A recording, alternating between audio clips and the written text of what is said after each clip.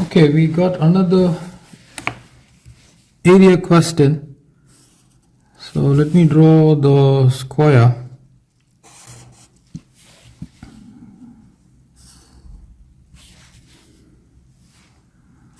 Okay, fair enough. Now what happens is there is a line that is actually passing like this. Okay, so it starts from here and then goes and hits there. And what we will do is we will extend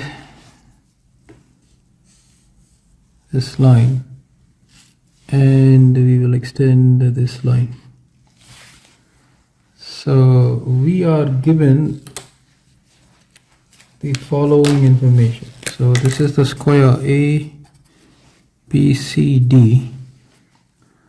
This distance is given 1 unit. This distance is given as 5 units. This distance is given as 3 units. Okay. So let me take this as P and this point as Q. Alright, fair enough. And we have to get the area of the square. Now foremost what I wish to do is I would like to drop a perpendicular from this point. I'm going to take this point as, say, some R,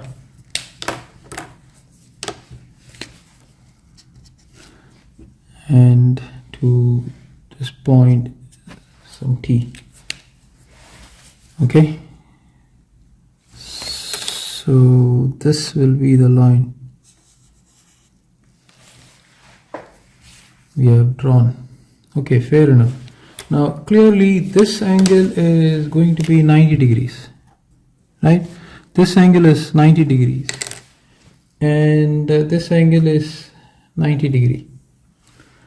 Now PQ is the transversal line or transverse line, okay, that is intersecting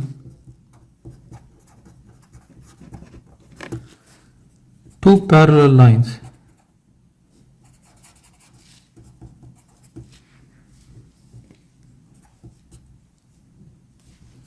And we can call the lines as MB and DQ. So this means angle P will be equal to angle R will be equal to angle Q, because by corresponding angle theorem. Okay, so let me draw the angles. So this angle will be same as this angle and as this angle.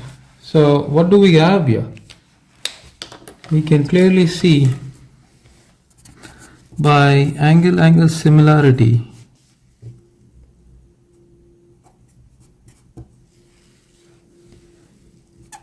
we know that triangle PAR is similar to triangle RT. Let me have it as W. RTW, which is done, is similar to QCW. Okay. Now once we have established a similarity, the ratio of the heights would be preserved. So that means if I were to take this as x, this is going to be 5x and this is going to be 3x. Now this in turn means this is 3x, this is 5x and this is already x. So this entire height is going to be 9x. Okay.